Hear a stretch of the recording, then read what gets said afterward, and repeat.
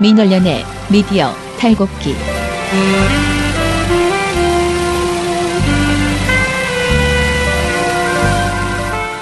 안녕하세요. 민원련의 미디어 탈곡기 67화 시작하겠습니다. 예, 67화. 영혼이 전혀 안 담긴 와. 다음 주 월요일 날 운명의 날이군요. 68화. 참 좋아. 결국 우리의 목표를 달성하지 못한 채로 68화를 맞이하게 됐습니다. 네. 이 참담한 상황에 대해서 어떻게 생각하십니까? 아니, 아직 안 왔는데 왜 그래요? 눈물. 아직 안 왔다고. 맞아. 자, 저는 민원련의 김원경 사무처장이고요. 네, 저는 청년회장 이봉호 활동가입니다. 저는 분녀회장 배나은 활동가입니다.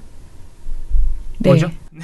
죄송합니다. 정신이 없습니다. 자, 우리 오늘 뭘 터나요? 저는 그 원전 발전 비중이랑 원전 발전량 가지고서 장난쳤던 조선일보 보도. 네. 네, 그걸 해볼게요. 이 방송사에서도 TV조선이 비슷한 아마 통계 가지고 좀 다르게 장난을 친 걸 텐데 네.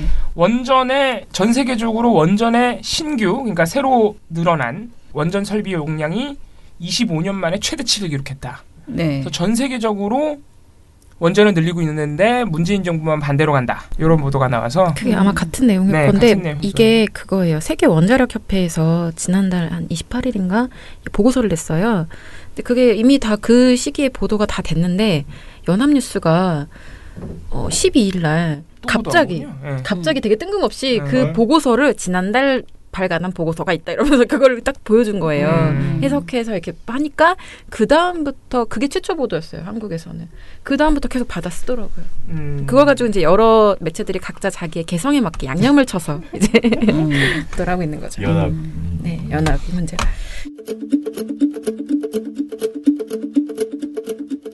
신문. 일단 아까 말씀드린 연합뉴스 보도는 12일 오전 6시에 나왔어요. 제목이 전 세계 신규 원전 건설 25년 만에 최고, 중국이 주도 이런 내용이고요. 이거 자체는 제목을 보면은 의도를 좀 아시겠지만 어쨌든 전 세계적으로 원전 건설을 다들 열심히 하고 있다.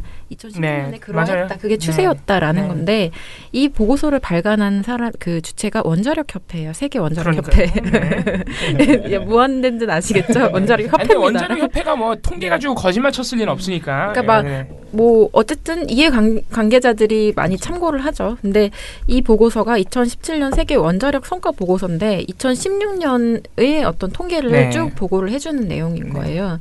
근데 여기 보면은 아까 봉우 씨가 말한 것처럼 전 세계 원자력 설비 용량이 전년보다 크게 증가했다는 네. 내용을 담고 있고요. 또 네. 하나는 이게 의미하는 게 뭐냐면 폐쇄된 원전보다 새로 신규 건설된 원전이 많다는 것을 의미한다라고 얘기를 하고 있더라고요. 네. 근데 이게 좀 약간 뜬금없죠. 어쨌든 지난달 말에 나온 보고서가 갑자기 이렇게 나온 거가 자체가. 네. 그리고 난 다음에 요 보고서를 인용한 경제지와 보수지들의 보도가 굉장히 많이 그 이후에 나왔어요. 근데 그 관련 보도들의 논조는 훨씬 더 노골적으로 문재인 정부가 네. 뭔가 잘못하고 있는 것처럼 네. 지적하는 그런 것들인 거예요. 네. 근데 6개 일간지 중에서는 조중동이 그 논조를 그대로 가지고 왔거든요. 지면에서도 이 원자력 보고서를 인용해서 전달한 게 이 조중동밖에 없어요. 근데 특히 조선일보 같은 경우에는 아예 일면 머릿 기사로 그 설비 용량 관련된 그래프를 이렇게 쫙 보여주면서 제목을 청정 에너지 원전 파리 기후 협약 후 더 늘고 있다.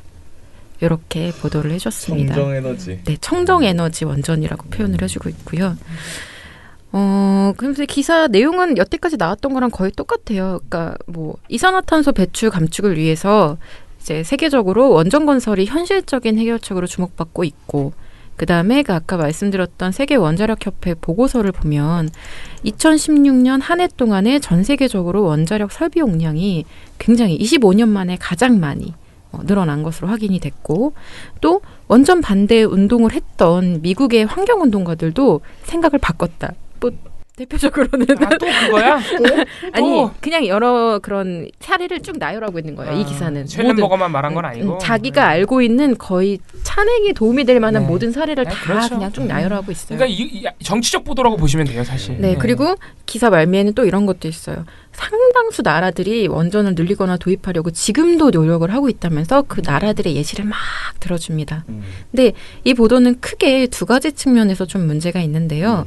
일단 이 조선일보가 말하는 내용은 전 세계적으로는 어쨌든 원전 신규 유치, 건설 붐이 일어나고 있다는 그런 어떤 뉘앙스를 담고 있는데 네.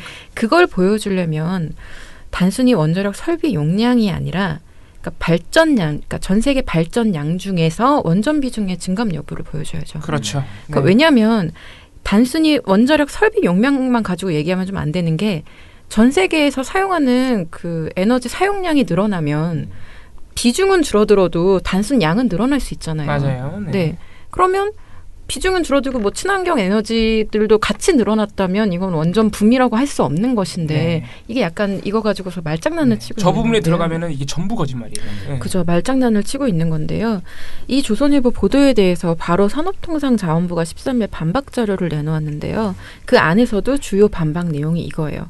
세계 원자력 협회의 자료에 따르면 전 세계 발전량 중에 원전 비중은 96년에 17%였는데요. 이게 가장 높았던 그게 정점이었어요. 수치고요. 가장 네. 높았을 때. 네, 가장 높았을 때고요. 그 이후에는 계속 떨어지고 있어요. 그래서 2014년쯤 되면 한 10.6% 정도밖에 안 됩니다. 그러니까 이게 실질적인 어떤 추이인 거고 전 세계적인 어떤 원전에 대한 반응 결과인 거죠. 네.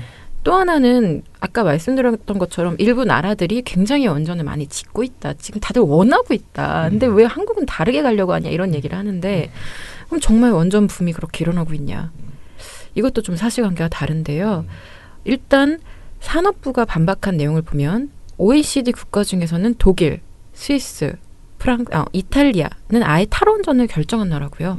프랑스 같은 경우는 이미 2025년까지 원전 비중 50%를 축소하겠다. 이거를 정책 기조로 밝혔죠.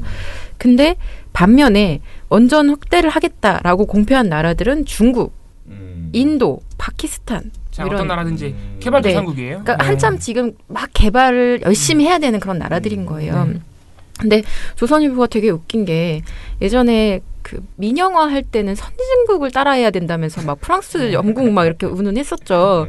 근데 이상하게 에너지 정책에 있어서는 개발도상국을 따라하자는 이상한 주장을 하고 있어요. 그래서 네. 기사 안에서도 어떤 나라들이 예시로 나오냐면은 이집트, 사우디, 요르단 그런 산유국들하고 중국, 러시아, 인도, 방글라데시, 베트남, 케냐, 가나, 남아공, 말레이시아 이렇게 있어요. 근데 이런 나라들을 나열하면서 기사 부제는 뭐라고 뽑냐면 세계 원전 전력 4년째 상승, 전 세계 새 원전 25년 만에 최다 이런 식으로 해서 마치 특정 나라들만 그런 게 아니라 세계적으로 다 그렇게 막 붐이 일어난 것처럼 착시 현상을 유발하는 보도를 하고 있는 거죠.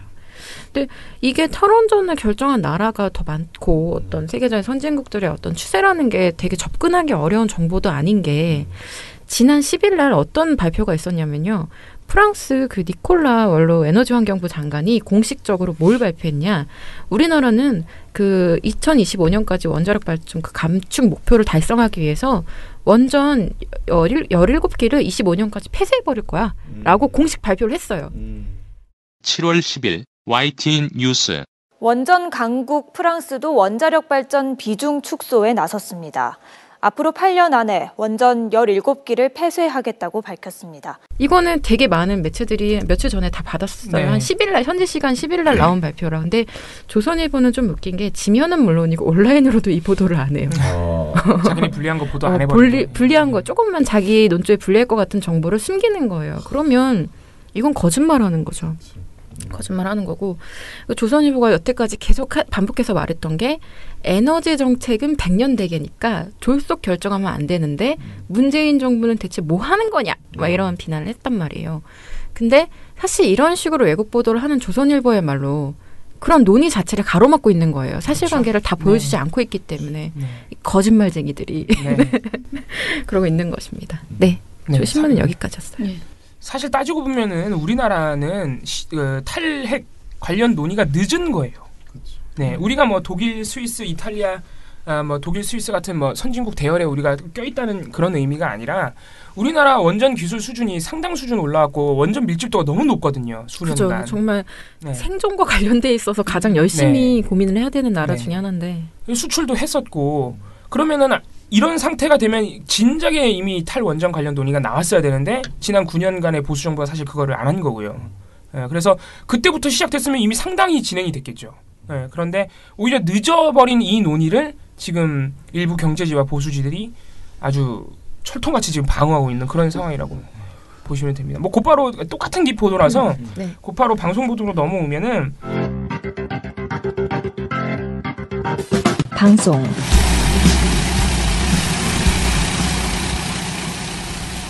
아무래도 이제 TV조선만 또 이 보도를 냈는데 저 원자력협회에서 낸 그 통계를 가지고 뭐 비슷한 내용인데 아무래도 방송 보도는 분량이 제한적이다 보니까 저렇게 막 자세하게 장난 못 쳐요. 네, 그래서 그냥 하는 말은 지난해 전 세계에서 늘어난 원전 설비 용량이 역시 설비 용량만 말을 합니다. 그래서 9.1기가와트. 그래서 25년 만에 이것이 최대치를 기록했다. 대한민국 정부만 반대로 가고 있다. 전 세계가 다 원전을 늘리고 있는데 자 여기 이거부터 거짓말이죠. 네, 통계 하나 가지고 시작부터 거짓말. 네. 전원책 앵커가 또 이런 말. 오늘의 전원책. 아이고. 세계가 원전을 늘려가고 있는데 우리나라만 반대로 가고 있다. 이게 실제 보도 멘트예요. 네. 지난해 전 세계에서 늘어난 원전 설비 용량은 9.1기가와트인데 25년 만에 최대치입니다. 세계가 원전을 이렇게 늘려가고 있는데 우리나라만 반대로 가고 있습니다. 황민지 기자가 보도합니다. TV조선만 반대로 가는 거 같은데. 네. 자, 요거는 뭐 지금 또 배나은 활동가가 여러 가지 논리를 동원해서 반박을 해주셨지만 뭐 몇 가지 더 있어요. 이게 사실 너무 조악한 논리라서 한도 끝도 없어요. 그 반대되는 증거들이. 예를 들어서 세계 신재생 에너지 21세기를 위한 신재생 에너지 네트워크라는 단체가 있습니다. 단체가 아니고 기구예요.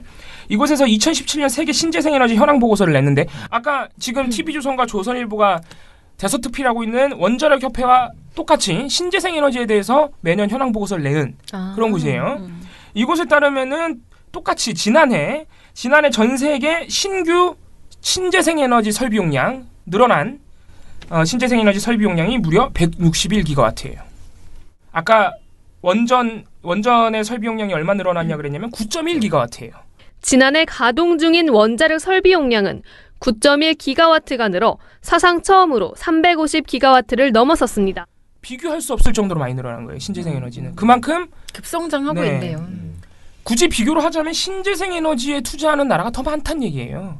근데 이게 더 놀라운 이 신재생 에너지 현황 보고서에서 더 놀라운 통계는 뭐냐면은 신규 설비 용량은 이렇게 많이 늘어났는데 신규 투자는 줄었어요. 23%에서 한 20%, 한 4-5% 정도 낮아졌거든요. 그러니까 그것만 보면 투자는 왜 줄었지? 이렇게 마음이 들잖아요. 근데 왜 그런 상황이 발생하냐면 신재생 에너지 발전 설비들의 효율이 계속 좋아지고 있는 거야. 그래서 돈을 조금만 투자를 해서 조금만 해도 발전량이 늘어나는 거예요. 네. 설비 비용이 줄어들어. 네, 오히려 그러니까 효율성이 증명되는 거죠. 효율성이 증가하고 있다는. 그래서 신재생 에너지 이게 이제 그 세계 신재생 에너지 네트워크 이 기구의 통계에 의하면 어쨌든 그런 상황이라는 겁니다. 그리고 뭐 아까 저 배나은 활동가께서 산업자원부가 전 세계적인 발전량 비율로 보면 원전이 오히려 계속 줄어들고 있다 그렇게 이제 반박 자료를 냈잖아요. 박종훈 교수님이라고 이 탈핵 부분에 있어서 저 경제지 및 보수지와 열심히 싸우고 계신 분이 또 계신데 이분이 자료를 하나 올리신 게 세계 에너지 기구라는 데가 있습니다. 여기는 원자력이고 신재생 에너지고 그런 거 신경 안 쓰고 에너지 관련해서 통계 자료를 내고 연구를 하는 기구예요. 세계 에너지 기구. 유명한 데 같아. 네. 많이 들어본 것 같아. 네, 세계 에너지 기구가 내놓은 통계에 의하면은 2040년까지 전 세계에서 약 200개의 원전 발전량으로 따지면은 150기가와트를 해체할 예정으로 돼 있습니다. 네. 그래서 이거를 그러니까 지금 TV조선이나 조선일보 이런 데는 야, 전 세계적으로 설비 용량 신규 설비 용량이 늘어나고 있지 않느냐. 작년만 해도 9.1기가와트나 늘었대 그러잖아요. 네. 그런데 지금 2040년까지면은 앞으로 한 20년 남았는데 150기가와트가 사라진단 말이에요. 그거를 어떻게 신규 원전으로 채우냐고요. 그것만 봐도 말이 안 되는 거예요. 그 여기 원자력협회 여기에서 나온 보고서를 보면 거기 뭐라고 써 있냐면 지금 이렇게 늘어나긴 했는데 우리가 계속 살아남으려면 신규 원전 건설에 더 박차를 가해야 돼. 그러니까. 이런 내용들이 있는 거예요. 왜냐하면 지금 해체의 속도가 신규보다 훨씬 빨라요. 전 세계적으로 보면. 그렇죠. 두려움을 느끼고 있는 거죠. 거기서도. 네, 그러니까 신규만으로는 원전의 발전량 비율을 늘려갈 수가 없어요. 아까도 뭐 산자부가 지금 10%까지 떨어지고 앞으로 계속 떨어질 예정이에요. 그렇기 때문에 여러 가지 통계 수치로 이 지금 경제지와 보수지 그리고 TV조선이 보도하고 있는 수치는 충분히 반박이 가능하다. 그래서 사실 이렇게 자꾸 통계 가지고 장난치는 거는 굉장히 정치적인 거예요. 그러니까 이게 사안이 에너지라서 그렇지 그동안 우리가 TV조선이나 조선일보가 자유한국당을 감싸고 돌기 위해서 동원했던 많은 방식 중에 이런 방식이 항상 있었죠. 그쵸. 예를 들어서 어디서 뭐 문재인 대통령이 예를 들어서 김정은을 만날 수 있다 이런 발언을 하면은 발언 정체 맥락은 분명히 그게 아닌데 그것만 따다 보도하는 방식. 지금도 전체 통계 수치 곳곳에서 나오는 통계 수치를 보면 완전히 상황이 다른데 딱 자기네한테 유리한 수치만 따오는 거죠. 이런 방식은 거의 뭐 정치적 보도에 가까운. 네, 그래서 상당히 지금 탈핵 관련해서 보도가 상당히 심각한. 이걸 보도로 매일 하루에 하나씩 내니까 너무 많이 내요. 너무 많이 내요. 쏟아져 나오고 맨날 있어요. 또 나와요. 근데 진짜 어찌해야 될지 모르겠어요. 네, 그리고 문재인 정부의 지금 신고리 5,6호기 관련된 어떤 그 결정에서 우리 국무회의 얘기도 했었지만은 아예 제목을 막 졸속 결정 막 이렇게 뽑아버려요. 그러니까 지금도 어제도 계속 계속 그렇게 뽑는 거야 그냥. 뽑고 한국일보 같은 경우는 그러니까 조중동만 그런 게 아니고 한국일보도 계속 그걸 졸속 결정이라고 얘기를 하고 또 이런 신고리 5,6호기 이런 뭐 중단 결정이나 이런 거에 대해서 굉장히 부정적이에요. 그러니까 꼭 보수지나 경제지만 한정해서 그런 게 아니에요. 참 큰일입니다. 네. 한겨레 경향은 없어야 된다. 네. 그러니까 충분히 논의를 해보자는 입장인 거죠. 그리고 지금 언론들이 거의가 아니고 완전히 이제 외면하고 있는 문제는 진짜로 그 원전 주변에 살고 계신 주민들의 목소리 거의 뭐 외면을 받고 있다. 그래서 특히 영주 같은 경우에 신고리 4호기, 5,6호기도 인근에 있는 영주나 영덕 이런 주변 분들은 특히 영주 같은 경우에는 거기가 활성단층 때라서 애초에 건설이 되면 안 되는 지역이었다고 하시더라고요. 그래서 굉장히 걱정을 많이 하고 계시고 그래서 신고리 4호기도 묶어서 건설 중단해야 된다. 신고리 4호기가 근데 상당히 공정률이 5,6호기에 비해서 많이 진행됐다 그러더라고요.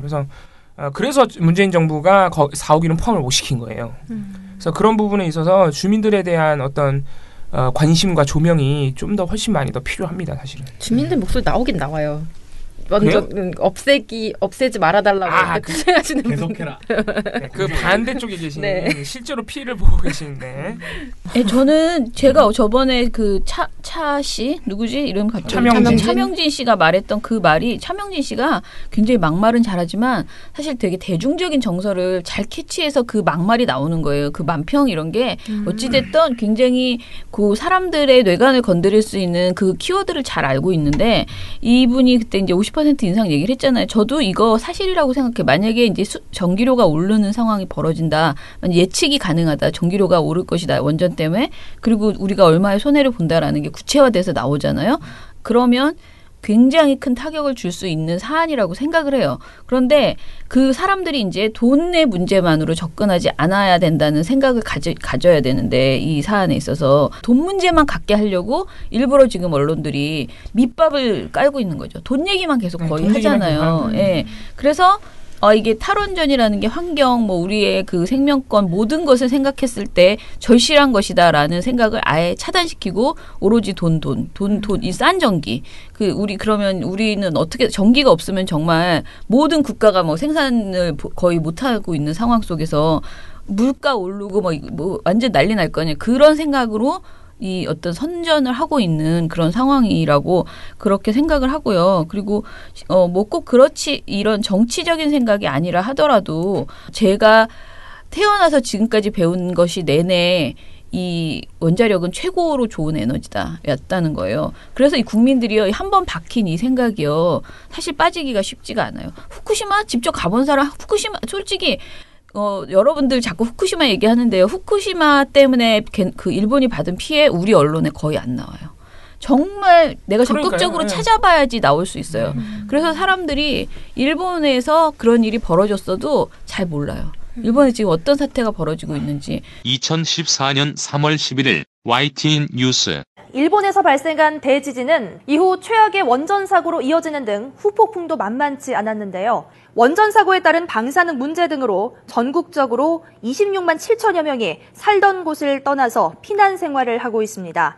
또 이 피난 생활에 따른 질병과 스트레스 누적 등으로 사망한 이른바 지진재해 관련 사망자 수는 3천 명을 넘어선 가운데 계속해서 늘어나고 있습니다. 그러니까 이 모든 것이 사실은 언론으로 인해서 우리 국민이 완전히 그 우매와 그쪽 정보를 완전히 차단당했다라고 볼 수 있어요. 그래서 그런 것들 전반적으로 봤을 때 현실이 그렇기 때문에 이 전기료가 인상된다라는 그 말 하나만으로도 문재인 정부에 대해 엄청난 타격을 가할 수 있는 소재라는 것을 사실은 그건 사실이고, 그러니 언론이 이거를 정말 이 뭐라 그러지 두 마리 토끼를 쫓을 수 있는 게 되는 거죠.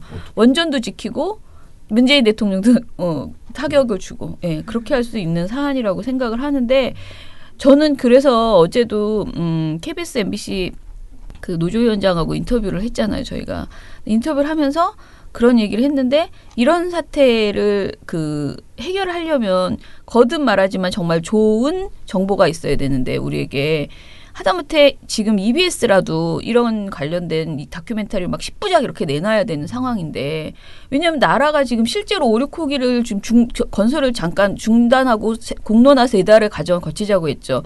그럼 이런 상황이 벌어지기 전에 어느 언론에서도 뭐라 그럴까, 원자력위원회에 그 결정이 문제가 있었다는 내용을 제대로 짚어주질 않잖아요. 그러니까 이런 상황들을 그 공영방송이 망해서 이렇게 됐다. 우리는 정말 큰 비용을 지불하고 있는 것이다. 그런 생각이 들어요. 그리고 어제 이제 그런 얘기도 했어요. 아까 문준용 그 특혜 의혹 그 사건이라고 제보 조작 사건이라고 이야기를 한다고 일부 언론들이. 그래서 저도 그 프레임 제목을 어떻게 잡는가 이런 것들을 이제 앞으로 좀 더 중점적으로 모니터하자 이런 그런 얘기들을 했는데, 그 속에서 제일 나온 최고의 이야기가 제목으로 장난치는 최고의 사안이 원자력이다.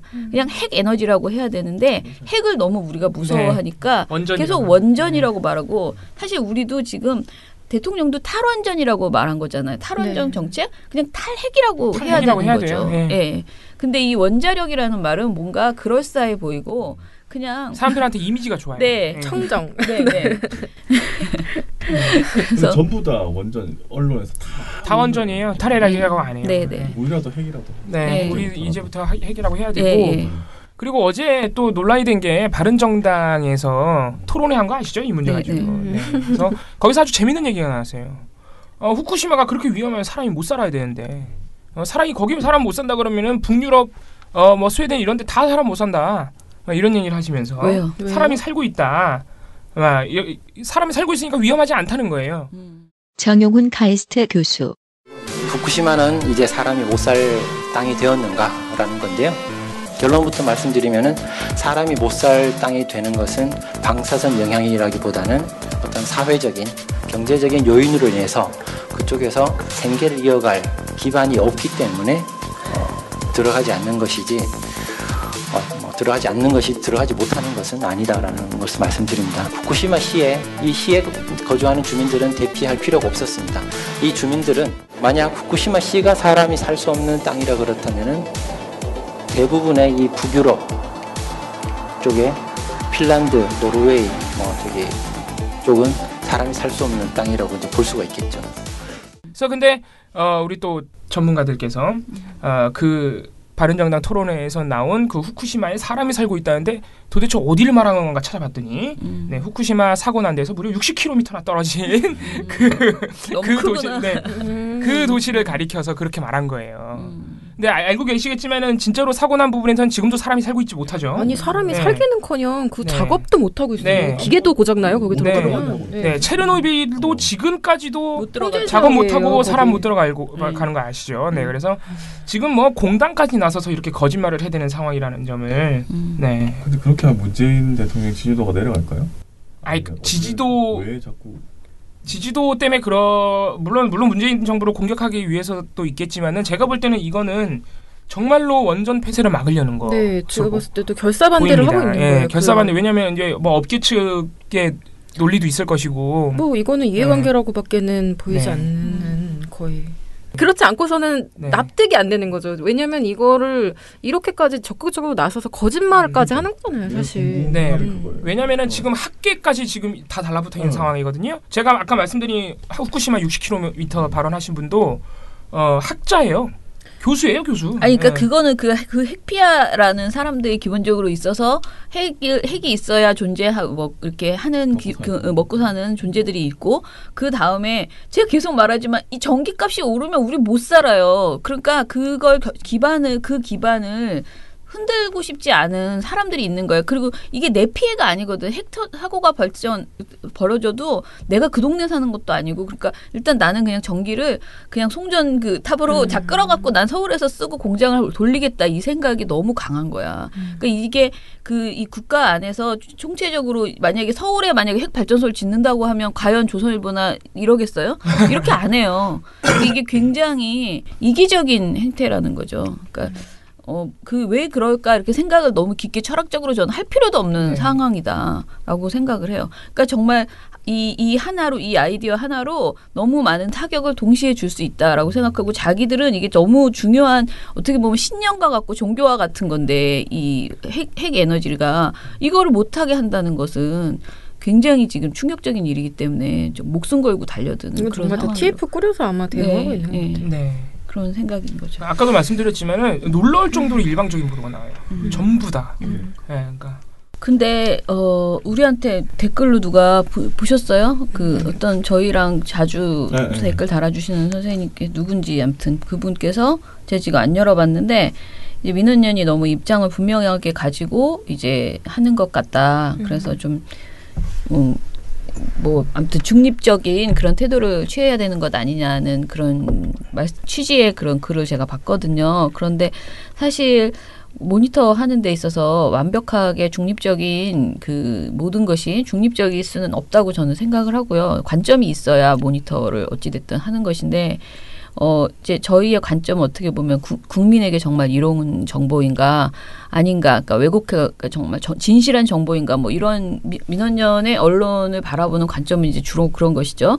그런데 이 사안에 있어서 저는 지금 이제 우리가 제가 거듭 얘기하지만 환경 문제가 당위성으로만 접근하기 굉장히 어려운 부분이 분명히 있어요. 왜냐하면 완벽한 녹색 상황을 만들기 위해서는 진짜 우리가 엄청난 불편을 감수해야 되고 엄청난 고비용을 지불해야 되는 비용과 시간이 많이 들어요. 예, 그런 상황이기 때문에 이것을 그냥 무조건 하자라고, 그러니까 탈핵을 해야 된다라는 당위성만을 얘기하는 거는 사람들을 설득하기 저는 어렵다고 생각을 해요. 그래서 그렇기 때문에 언론이 정말 굉장히 양쪽의 입장을 지금 계속 모든 보도들이 다 완벽하게 그러니까 찬핵의 입장만을 보도하고 있잖아요. 정말 극심하게 일방적입니다. 근데 이제 찬핵이 아니고 그냥 핵과 관련된 정보를 정확하게 주는 그런 보도부터 시작해야 된다. 저는 막 더 세게 나가가지고 막 환경단체가 요구하는 그런 정도의 정보는 나오길 기대해서는 안 된다고. 지금 우리 상황이, 언론 상황이. 다만 뭔가 정상적인 양측의 주장을 다 골고루 나오는 그런 보도들이 나와야 되고, 특히 신재생 에너지의 장점이라든가 거기에도 어떤 단점이 있을 수 있어요. 과학이라는 게 저는 참 그런 생각 많이 드는 게, 우리는 이게 굉장히 좋은 거라고 생각해서 그때 막 붐이 됐다가 알고 보니 그것도 문제점이 있어서 또 다시 그게 사양산업이 되는 그런 것들도 되게 많잖아요. 그래서 뭐 그 부분에 있어서는 지금 말하는 이 신재생 에너지라는 것들이 풍력 발전도 마찬가지예요. 처음에는 지금의 이런 소음을 예상하지 못했는데 도저히 견딜 수 없을 정도로 그 현장에 사람들을 힘들어하는 건 사실이에요. 맞아요. 그거는. 그러니까 이게 계속 장단점이 있고 그런 것들을 그냥 계속 오픈해서 계속 논의하면서 언론이 그런 어떤 우리 에너지 상황을 저쪽에 누군가의 희생을 담보로 해서 내가 싼 전기를 얻겠다. 이런 마인드를 갖지 말자. 그리고 다 같이 이 환경에 대해서 생각하는 패러다임 정말 바꿔야 되는, 패러다임을 바꾸지 않고서는 접근할 수 없는 일인데 그냥 나는 싼 전기만 쓰겠다.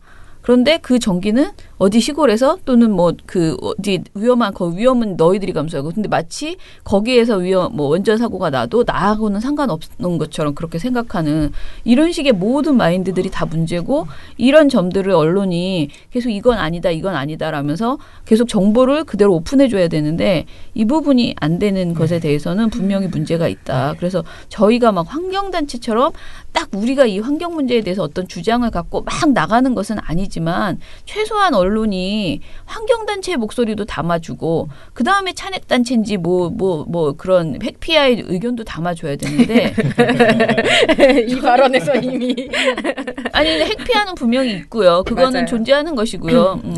그런데 너무 일방적으로 결탁되어 있는 그들과 그죠. 그런 정보를 지금 주고 있기 때문에 문제를 삼는 것이다. 그러니까 저는 전화 배난 활동가나 전혀 뭐 편파적인 입장에서 탈핵의 입장에서 보고 있다고 생각하지 않거든요. 왜냐면은 우리가 진짜 완전히 그런 입장에 서 있으면은 맨날 지적할 수 있어요. 보고서를 하루에 그것만 한 3개씩 쓸 수 나가야 있어요. 돼요. 그것만. 네, 워낙 너무 심각한 것만 뽑아서 쓰는 거예요. 그러니까. 저희는 진짜로 지금처럼 일부 통계 가지고 거짓말하거나 마이클 셜렌베거 사례처럼 홈페이지도 확인 안 해보고 환경단체라고 거짓말하거나 저희는 진짜로 거짓말하거나 아니면은 처장님 말씀하신 것처럼 분명히 다른 목소리가 있는데 완전히 한쪽의 목소리를 지워버리는 그러니까 기본적인 언론의 책무를 저버린 보도들만 저희가 지적하고 있는 거예요. 그러니까 저희는 자꾸 이게 주제가 탈핵 찬핵이다 보니까 그런 논리가 많이 등장을 하고 그런 걸 말씀을 드리지만은 기본적으로 저희가 말씀드린 거의 본질은 언론들이 기본적인 언론 윤리를 지키고 있지 않다는 거죠.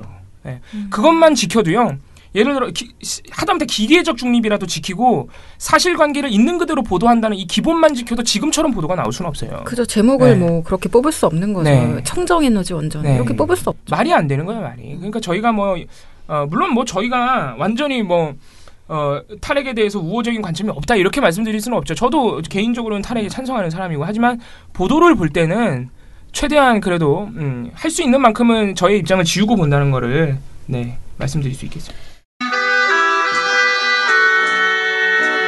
시민이 단결만 하면 언론 집회 세력 무조건 이깁니다. 왜 종편이라고 하는가 하면 종일 편파방송만 한다고 종편입니다. 종일 편파방송이 내 욕이나 하고 엉터리 여론조사 발표나 하고 그래갖고 국민 여론을 오도를 하고 종편이가 4개 중에 2개는 없애버리고 모든 언론 세탁기 이어서 한번 돌리겠습니다. 아니죠. 우리는 민원연의 미디어 탈곡기에 넣고 확 돌리겠습니다. 민원연의 미디어 탈곡기.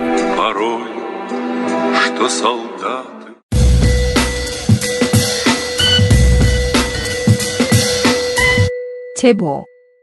저는 종편에서 이제 시사 토크쇼에서 무엇을 하고 있는 것들을 좀 보고 있는데 이런 이야기가 있었어요. 그 7월 1일에 채널A 뉴스 스테이션에서 MC가 정상회담 중 노무현 대통령 시절을 콕 집어서 최악의 협상이라고 직접 말했다.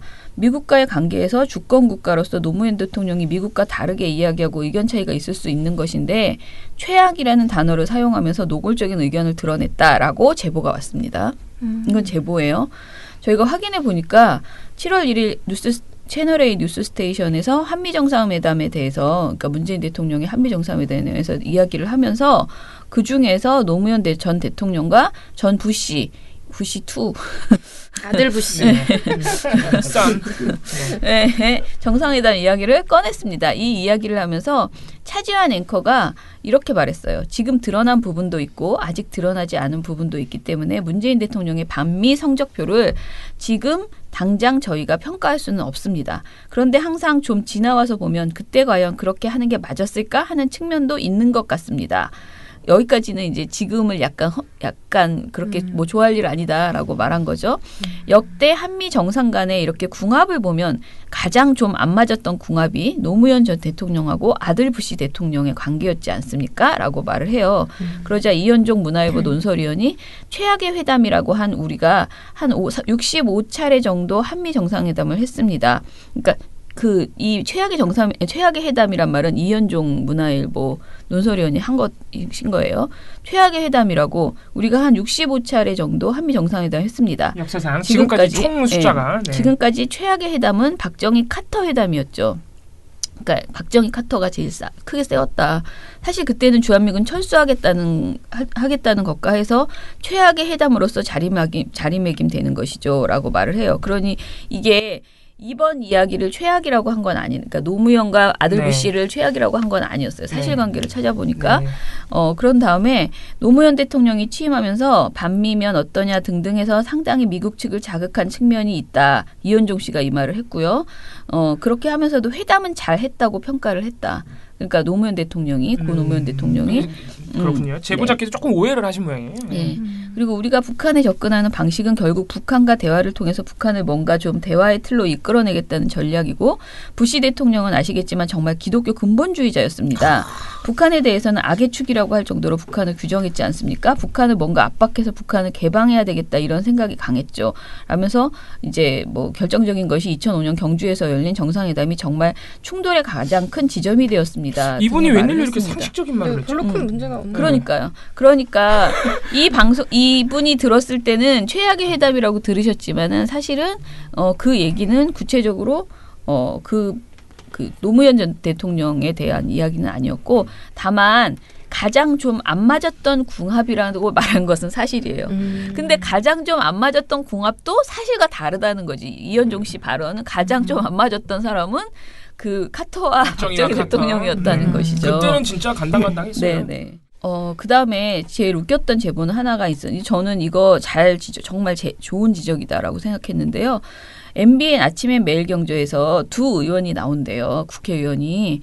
그런데 그 전 국회의원이 나오는데 김용남 의원이 나올 때는요. 이 이름표에 김용남 전 의원이라고만 써 있고요. 그다음에 박원석 의원이 나올 때는 전 정의당 의원이라고 써 있대요. 그래서 왜 누구는 알려주고 누구는 안 알려주냐 맞아요. 이런 것이죠. 그러니까 현재 두 사람 모두 자유한국당과 정의당이라는 당적을 버리지 않고 그대로 가지고 있고 그 당에 소속되어 있다. 활동하고 있다. 그렇다면은 김용남 의원도 분명하게 새누리당 전 의원이라고 그러니까 자유한국당 전 의원이라고 해야 되는데 김용남 의원만 자꾸 전 국회의원이라고 소개하냐. 아니면 모두 다 전 국회의원이라고 써주든가 모든 언론이. 예. 네. 근데 정의당만 이렇게 같은 순간에 같은 화면에 잡히는데도 그 정의당 의원으로 이렇게 이름표 보면 박원석 전 정의당 의원, 김용남 전 국회의원 왜 이러느냐라는 지적을 해주셨어요. 정말 좋은 지적이십니다. 그죠? 진짜 나쁜 놈들이네요. 이거는. 우리가 이거를 완전히 한 번도 체크하지 못했는데 이 네임스포를 한번 이렇게 체크를 해보면 재미있겠다라는 생각이 들었어요. 참 우스꽝스럽죠. 새누리당 출신들은 아니 왜 아버지를 뭐 아버지라 부르지 못하는 것도 아니고 부끄러워서 의원이 요청했을 수도 있어요. 부끄럽다고. 그리고 우리 원칙이야라고 그냥 가야 되지 않을까 예, 그런 생각이 들었습니다. 박원석 의원님 저는 정의당 나는 자신 있는데 이렇게. 네. 아무튼 이런 정도의 이야기들이 있었어요. 그래서 지금 저희가 너무 지금 종편이 바빠가지고요. 지금 제보 확인을 다 못하고 있어서 조금 늦어지고 있는데 일단은 저번에 제가 말씀드린 것처럼 차명진 씨의 이 엄청난 제보가 많이 들어왔던 이것은 저희가 반드시 빨리 그 심의를 넣도록 하겠습니다. MBC를 사랑하는 여러분, 더 이상의 패배는 없다. 오로지 승리만 있을 뿐. 우리가 돌아왔다. 마홍춘. 어느새 닫힌 공간이 돼버린 KBS는 어쩌면 우리 사회의 축소판인지도 모릅니다. KBS가 다시 국민들 곁으로 진정한 KBS의 주인을 찾아 걸어가고 있습니다. 정권의 충성, 진실 눈 감아 어이가 없어 더 이상 못 참아. 공영방송으로서 언론의 자유와 공공성 회복이 시급하다 촉구하고 싶고요. 또 해직 기자들의 복직 즉각 이루어져야 된다 촉구하고 싶고.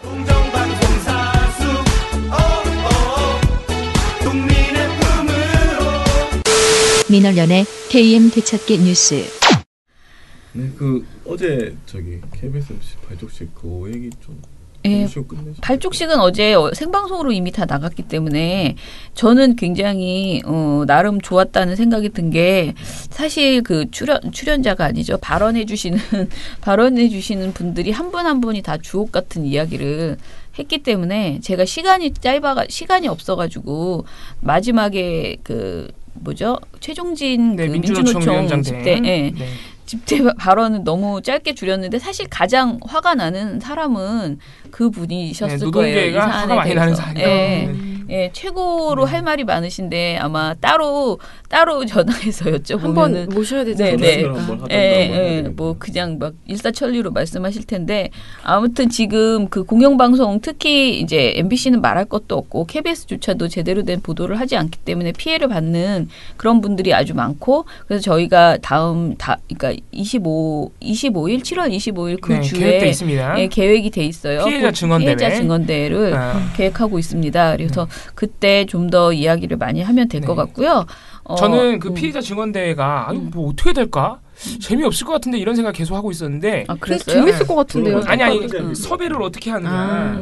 누가 과연 피해를 당한 사람이 재밌을 만한 사람이 누가 있을까? 막 이런 생각했는데 어제 민족문제연구소 임원영 선생님, 임원영 소장님이시죠. 그 어제 연대 발언하시면서 자기가 피해당한 그 사례를 말씀하시는데 너무 재밌더라고요. 저는 어제 임원영 선생님 말씀하실 때 제일 재밌었어요. 그래서 그런 분들 초빙하면은 저는 그 김영호 전농의장 그분도 맞아요. 그분이 시금치값 왜 맨날 그렇게 물가 올랐다고 난리냐라고 하잖아요. 그래서 제가 오늘도 그런 생각 정말 많이 했는데 FTA 때문에 재협상 어쩌고 이 한미 FTA 때문에 농민들이 앞으로 더 얼마나 분명히 아무리 우리가 막는다고 해도 뭔가가 더 내줄 수밖에 없는 재협상이 이루어질 가능성이 있단 말이에요. 이번 정부에서.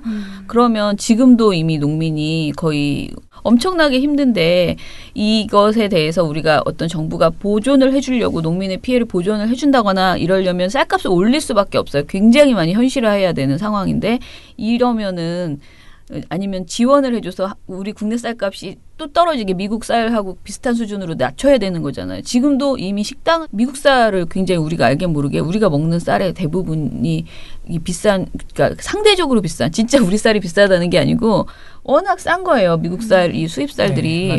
예, 그래서 우리가 많이 먹고 있거든요. 우리가 살짝 국산이 아닌 것을 많이 먹는 경우가 있는데 외식을 많이 하는 사람들은 그런데 이것을 이제 보존을 해주면 준농민이라고 조선일보가 난리를 칠 것이고 공무원이라고 중공무원이라고 그럼 옛날에 박근혜 정부 박근혜래 박정희 정부 때는 아예 정부가 쌀을 수매해 줬는데 그러면은 그러니까 진짜 X들이라니까요. 중공무원이라고 할 것이고 그리고 또 뭐 아무튼 얼마나 앞으로 농민들이 힘들까 이런 생각이 막 들거든요. 그럴 때 계속 말하지만 이 공영방송이 표준을 얘기를 해줘야 돼. 제대로 된 이야기를 해줘야 되는데 그래서 정말 빨리 저희가 구호를 만들 때 이번 구호를 만들 때 슬로건을 만들 때 뭐 MBC, KBS를 그 국민 품으로 이렇게 했잖아요. 근데 저는 사실 이렇게 막연한 이야기 말고 MBC, KBS를 바꿔야 세상이 바뀐다. 뭐 이렇게 하고 싶었어요. 근데 이게 너무 길고 그럼 바꾼다라는 것이 혁명 막 이런 걸 뭔가 이렇게 근데 정말 저는 진심으로 그렇게 생각하거든요. 이 상황에서 우리가 삶을 좀 바꿔 나가려면 하다못해 비정규직 문제 이런 거를 사람들이 좀 더 적극적으로 해결하게 하려면 MBC, KBS가 그 이야기를 막 해줘야 돼요. 저한테 굉장히 기억에 남는 좋은 다큐멘터리가 있었는데 저희가 상도 줬었는데요. 예전에 그 정현주 사장 시절에 KBS에서 그냥 지하철에서 일하시는 청소하시는 아줌마를 하루를 계속 따라다니면서 찍는 다큐멘터리가 있었는데요.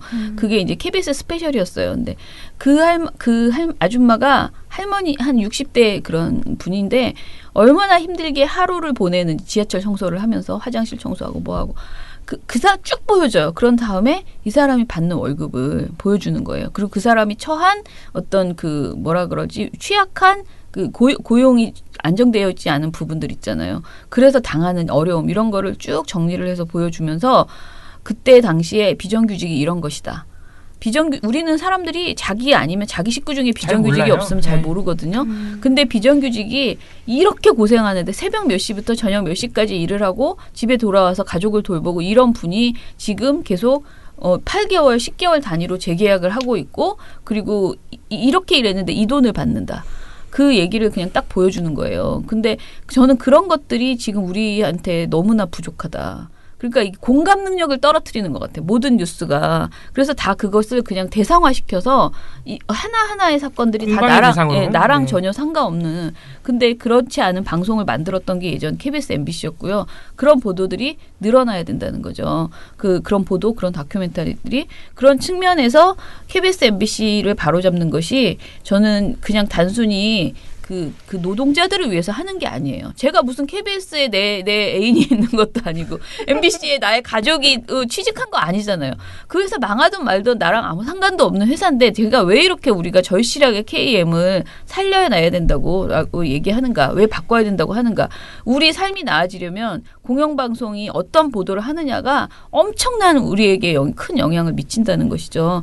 그런 측면에서 저는 어제 그 말씀해 주신 한 분 한 분이 정말 다 너무나 좋은 이야기를 해주셔서 굉장히 감동적이었고요. 그리고 KM 위원장하고 대화를 하면서도 다시 한번 제가 거듭 물은 거는 정말 의지가 있느냐인 거예요. 그 내부의 의지가. 왜냐하면 우리는 그 절실한데 또 내부에서는 절실하지 않을 수도 있는 거잖아요. 그냥 단순히 노동 조건으로 생각할 수도 있는데 그분들도 자신들의 직장에서 자신들이 이렇게 공정방송을 하지 못하는 상태로는 더 이상은 살 수 없다. 특히 MBC 같은 경우에 그동안에 사실 2012년 이후에 지금까지 너무 크게 다쳐서요. 사람이 이게 너무 크게 맞으면요. 쫄아가지고 더 이상 덤빌 힘을 잃어요. 저는 그 마음을 정말 이해를 해요. MBC 노조들이 저한테 이번에 그 댓글에 왜 MBC KBS 노동자 편드냐 이런 그 댓글을 저는 그 미디어 탈곡기에 쓰셨더라고요. 근데 편드는 게 아니고 그렇게 뭐랄까 맥을 못 추고 있었던 그 상황조차도 이해하는 측면이 너무나 많은 거예요. 왜냐하면 2012년에 정말 싸웠거든요. 크게 싸웠는데 완전히 무너지고 그냥 무너진 게 아니고 그 밑에 있던 친구들까지 다 피해를 봐서 다 제작 현장에서 쫓겨났잖아요. 그런 상황으로 5년을 버틴 거잖아요. 지금 스케이트장 관리하고 이러면서. 그러다 보니까 다시 힘을 모아서 사람들한테 그 멤버 한 200명은 할 수 있어요. 근데 나머지 MBC 조직이 되게 크잖아요. 나머지 사람들을 설득해서 우리 다시 파업하고 다시 힘을 모아서 방송사를 다시 한번 예전처럼 그렇게 해보자라는 것을 해나가는 시간이 필요한 거예요. 그게 남의 일이라고 그렇게 쉽게 왜 너는 그런 썩은 조직에서 왜 안 나오고 버티고 있어? 또는 왜 거기서 분기탱천에서 일을 뭔가를 하지 않아? 쉽게 말하는 거는 사실은 조금 말은 쉬워도 현실적으로 어렵다. 그래서 이분들이 5년 동안 그러니까 고통을 받고 치유하는 과정이 필요했고 이제 정권도 바뀌었고 뭔가 용기를 가져서 다시 우리 직장을 제대로 된 직장을 다니고 싶다라는 마음을 갖고 일어설 수 있는 그런 상황이 지금 되어가고 있다라는 생각을 어제 제가 확신을 가졌어요. 그분들하고 대화를 하면서. 그래서 KM 모두 그 공정방송에 대한 생각 그리고 제발 공영방송이 정권으로 휘둘리지 않는 문재인 정부에게도 마찬가지예요. 어느 정권에서든 휘둘리지 않고 그 정도를 가는 그런 보도를 할 수 있도록 그렇게 우리가 잡아내자라는 생각이 듭니다. 자, 김민식 PD 이야기를 잠깐 해야 되는데 김민식 PD 인사위원회가 연기됐다고 하는데 조금 이 내용을 보면 어떤 생각이 드세요? 좀 MBC가 조금 주춤하는 것 같지 않나요? 그죠? 눈치를 좀 본다. 네네. 심의국으로 발령이 났더라고요. 네네. 발령을 낸 거 보면은 일단은 여기서 더 세게 나가면 이것 때문에 또 특별근로감독 등의 어떤 여론화가 되고 지금 특별근로감독 중이니까 MBC가 몸살이는 겁니다. 이 사안에 대해서는. 네네. 아무튼 지금 현재의 상황은 뭐라 그러죠? 이 사람들이 일단은 정회를 했죠. 인사위를 중단한 거예요. 결론을 안 내고. 그리고 발령을 낸 거죠? 네. 인사위를 정회를 시켰고요. 그리고 경영직이 속행 날짜를 잡아서 추후에 통보할 예정이라고는 했는데 일단은 지금 말한 것처럼 자택대기 발령 처분을 종료했어요. 그러니까 심의국으로 발령을 냈기 때문에 출근하라 이거예요. 네. 일단 좋은 징조가 아닌가. 좋다고 말하기는 좀 그렇지만 좀 좋다고 말하기 무슨 짓을 할지 모르기 때문에 MBC가. 아니 저는 뭐냐면 얘네들이 쫄았다는 것을 조금 보여주는 징조다라고 생각은 들고요. 근데 진짜로 쫀 것 같지는 않고요. 더 확실하게 하려고 했으면 그 드라마국으로 그냥 보냈어야 돼. 그렇죠. 그러면 우리 제대로 할 거니까 약간 애매하게. 그랬을 수 있었을 심의국으로 보낸다니. 그렇죠. 저는 그 제가 이용마 기자를 만나고 왔을 때 이용마 기자랑 최근에 이제 며칠 전에 만나서 수다를 막 떨었는데 김민식 PD 이야기도 이제 했어요. 그런데 김민식 PD가 고민을 얘기를 했대요. 이용마 기자한테 나 어떻게 할까 뭐 이런 얘기를 했는데 그냥 계속해 그러면서 너무 한가한 표정으로 저 표정이 너무 해맑았어요. 그냥 계속해. 너 이렇게 재밌게 하는 거 좋아하잖아. 재밌게 계속 싸워. 그렇게 말을 했대요. 그러면서 그래도 예전처럼 단칼에 자를 수는 없어 보이지 않느냐. 그러니 너 같은 친구들이 계속 안에서 나오고 그렇게 계속 한 명 한 명이 늘어날 수 있게 네가 계속 했으면 좋겠다. 그렇게 얘기를 했대요. 김민식 PD가 참 대단한 분인 게 뭐 대단하다기보다는 시기적절하게 나와주신 게 지금 엄청 유명 인사가 되셨어요. 진짜예요. 진짜 페이스북 라이브 하면은 많이 봐요. 그래서 사람들이 MBC 문제에 대해서 완전히 관심을 꺼버렸는데 김민식 PD 덕분에 지금 조금 여론 환기가 되고 있는. 네. 그래서 김민식 PD가 운동에 새로운 지평을 열었다. 네, 진짜로. 네, MBC는 뉴스데스크에서 태극기 집회에 새로운 장을 열었다 그랬거든요. 네, 이게 우리 김민식 PD야말로 우리 김민식 PD야말로 운동에 새로운 장을 열었다. 네. 좋네요. 좋죠. 네. 좋아요. 해맑은 그의 해맑음이 아무튼. 네, 목소리와 말투가 너무 좋습니다. 네. 자, 그러면은 내일은 쉬는군요. 드디어 주말이군요. 월요일 날 드디어 68회 특집. 68회 특집 페이스북 라이브. 페이스북 라이브도 하고 뭔가 좋은 사람도 한번 섭외해서. 네. 아무튼 최선을 다해서 제가 미리 공지를 하겠습니다. 누가 오늘 인터뷰를 했는지. 그러면은 한 주간 수고하셨고요. 예, 저는 진짜 이번 주 너무 힘들었어요. 그죠? 저하고 봉우 씨는 발족식 때문에 다른 주보다 다른 일을 안 하고 이걸 한 게 아니고 다른 일을 그대로 하는 상태에서 이게 추가되다 보니까 정말 너무 힘들었어요. 저는 어젯밤에 거의 진짜 쓰러진 것 같아요. 실신. 그리고 오늘 아침에도 못 일어나겠더라고요. 평소와는 다르게 이게 뭐라 그러지? 이게 나른함이 떨어지지가 않아요 지금. 그래서. 어제 칼퇴하시려고 했는데 제가 못 가게. 왜 내 보고서 안 봐주냐고. 금방 읽는다고. 너무 웃기다. 그런데 그러더라고. 또 그러다 보니 또 뭐 기사 하나가 또 와가지고 그것도 보고 해서 아무튼 주말 쉬세요. 뭐라고? 주말에 할 게 많습니다. 네. 분과 보고서도 봐주셔야 돼요. 맞아요. 주말에 밀린 일이 상당히 많습니다. 그것들을 주말에 일을 해결해야 월요일 날부터 이렇게 경쾌하게 일이 들어가는데, 제가 주말에 제가 이렇게 이번에 피곤했던 거 지난 주말에 친구들하고 놀다 오는 바람에 일이 밀린 거예요. 일이 한번 밀리면 그렇더라고요. 네, 그러면은 주말에 방송 모니터하는 저도 있다는 사실 잊지 말아주십시오. 자, 그러면은 민원연의 미디어 탈곡기는 다음 주에도 열심히 털어드리겠습니다. 탈탈탈. 안녕.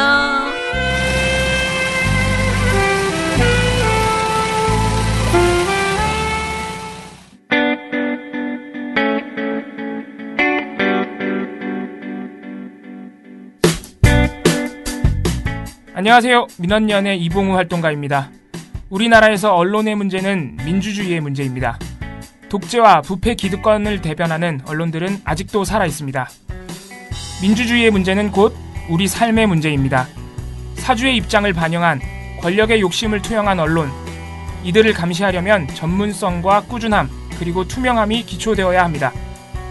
민원연은 1984년부터 시민단체로서 언론을 감시해오고 있습니다. 민주언론시민연합은 여러분의 소중한 후원으로 투명하게 운영됩니다. 민원연 후원으로 언론을 감시하고 견제하는 활동에 힘을 보태주세요. 민주언론시민연합은 여러분의 소중한 후원으로 투명하게 운영됩니다. 회원 가입 및 후원 문의 전화번호는 서울 전화 02-392-0181입니다.